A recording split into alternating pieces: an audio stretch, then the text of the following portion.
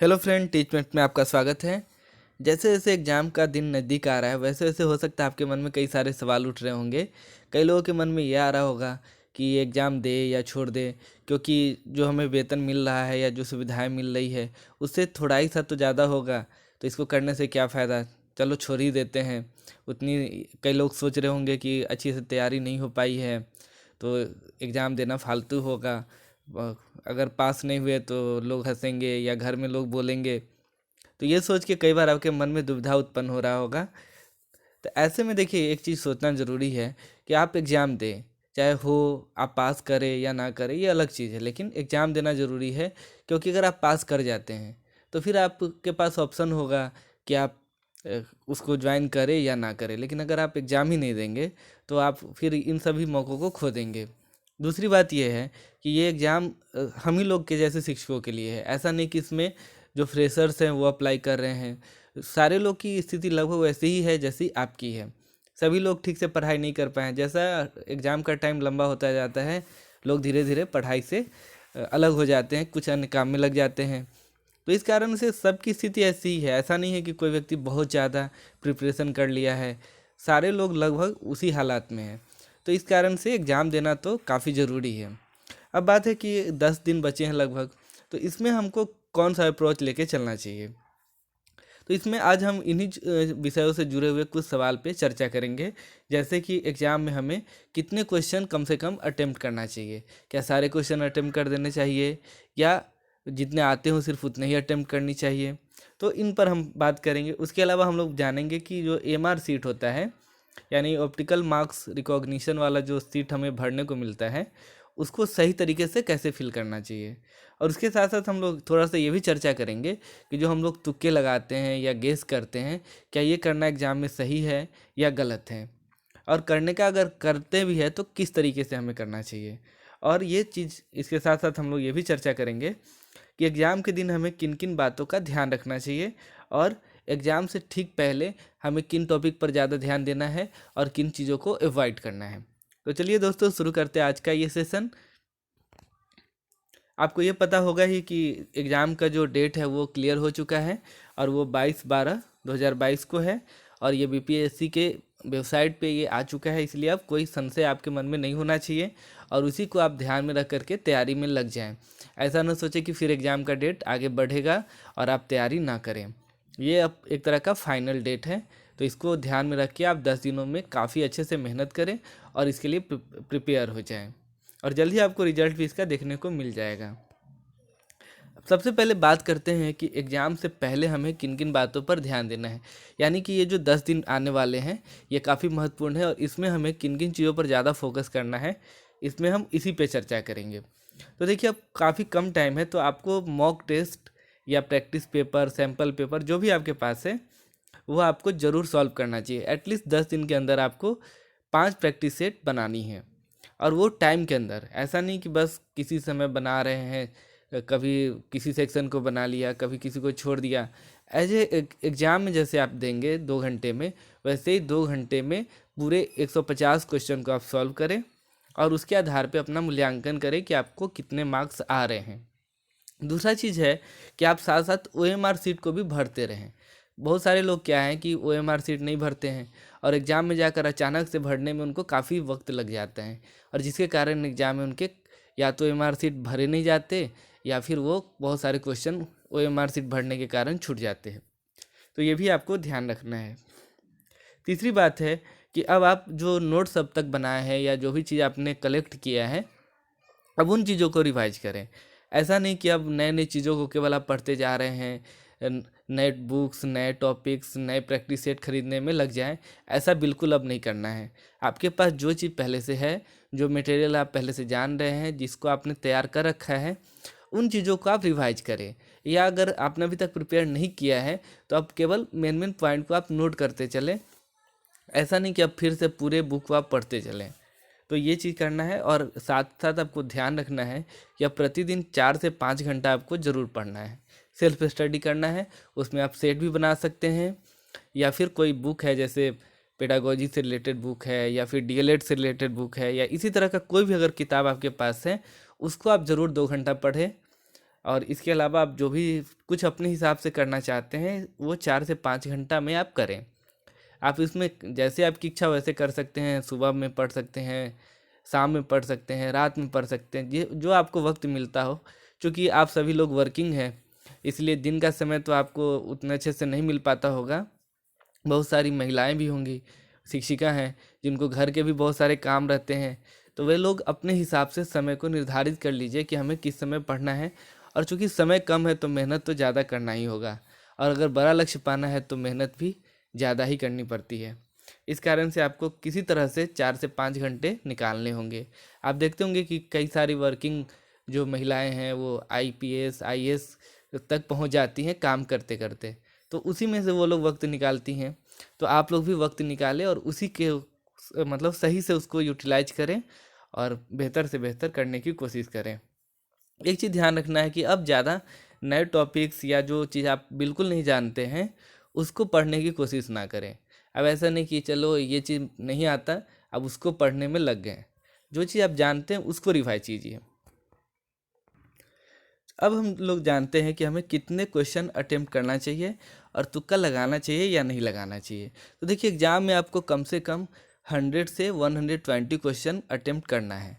ऐसा नहीं कि बस आप 50 क्वेश्चन करके आ गए या 60 क्वेश्चन करके आ गए तो आपका सिलेक्शन हो जाएगा या मेरिट लिस्ट में आपका नाम आ जाएगा। ऐसा बिल्कुल नहीं है, क्योंकि अगर आप 60 क्वेश्चन करके आएंगे तो आपको कुछ क्वेश्चन तो गलत होंगे ही, और निगेटिव मार्किंग के कारण आपका कट ऑफ काफ़ी कम आ जाएगा, यानी कि आप काफ़ी कम मार्क्स सिक्योर कर पाएंगे।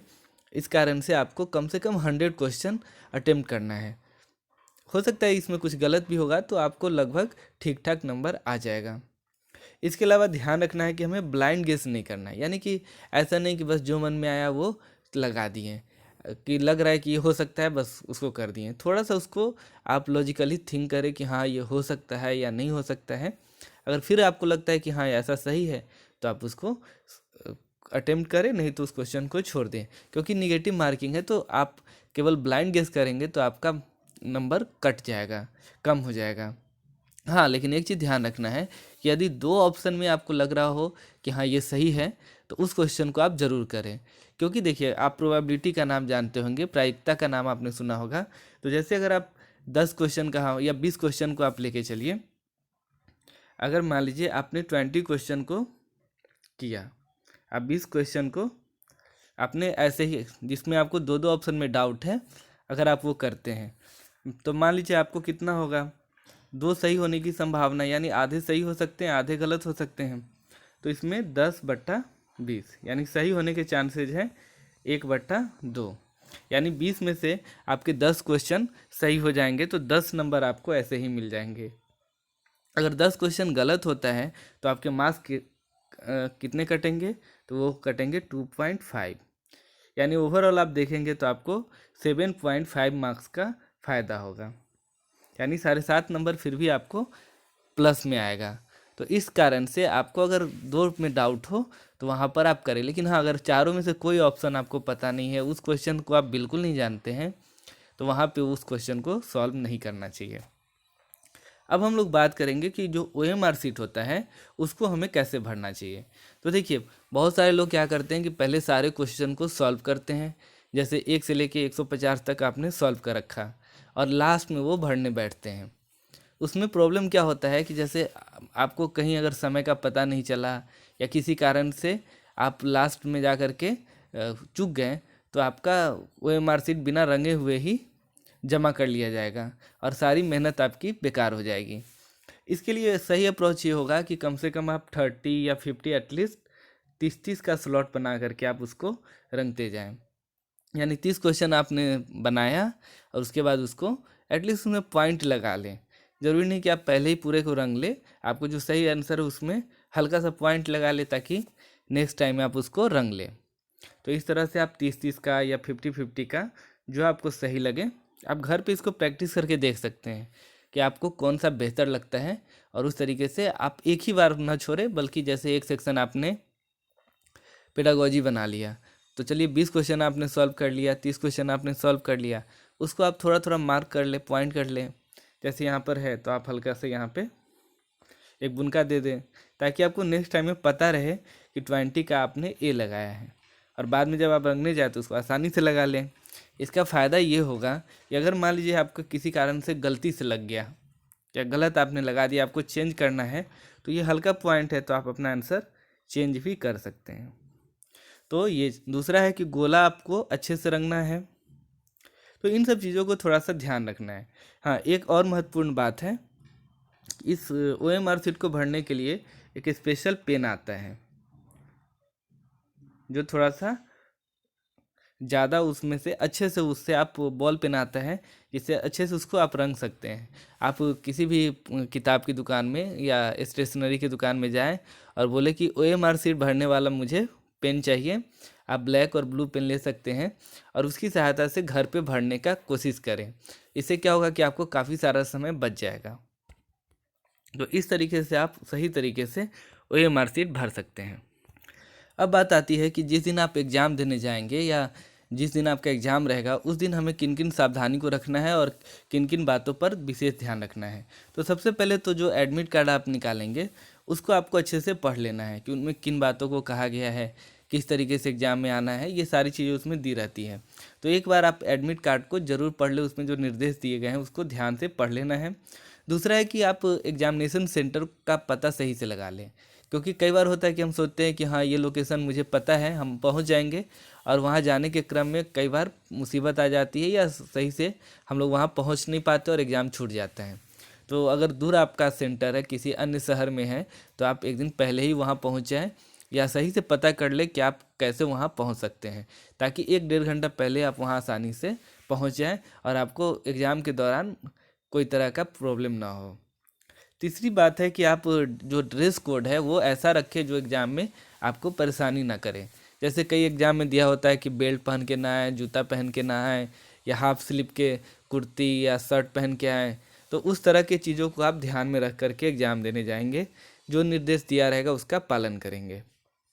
चौथा है कि आप आधार कार्ड या कोई तरह का आइडेंटिटी कार्ड, जैसे पासपोर्ट हो गया, वोटर आईडी है या बैंक का पासबुक है, जो आप पहचान के लिए दिए हैं, वो लेकर के जाएं, ताकि वहाँ पर आपको दिक्कत ना हो। और साथ में 1-2 पासपोर्ट साइज फ़ोटो भी रख लें, ताकि आवश्यकता पड़ने पर वहाँ आपको कोई तरह का परेशानी ना हो।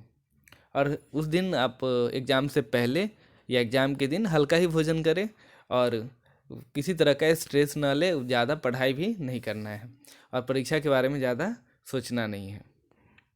और अंत में आप सबसे यही कहना है कि आप शांति से अभी पढ़ाई करें और अच्छे से मेहनत करें। आपका काफ़ी कम समय बचा हुआ है, अगर आप मेहनत करेंगे तो ज़रूर सफल होंगे। और देखिए, एग्ज़ाम आप निकाल लें, फिर आप करें या ना करें ये आपके हाथ में है, लेकिन अगर आप करेंगे नहीं तो लोगों को पता कैसे चलेगा कि आपने एग्ज़ाम को क्वालिफाई किया है या आप कर सकते हैं या नहीं कर सकते हैं। तो बाद में ये कहना कि हम एग्ज़ाम देते तो पास हो जाते या हम तो निकाल ही लेते, उससे बेहतर है कि आप एग्ज़ाम निकाल करके लोगों के सामने अपना उदाहरण दे और लोग खुद आपके बारे में बोले कि हाँ आपने क्वालिफाई किया था। Thank you very much.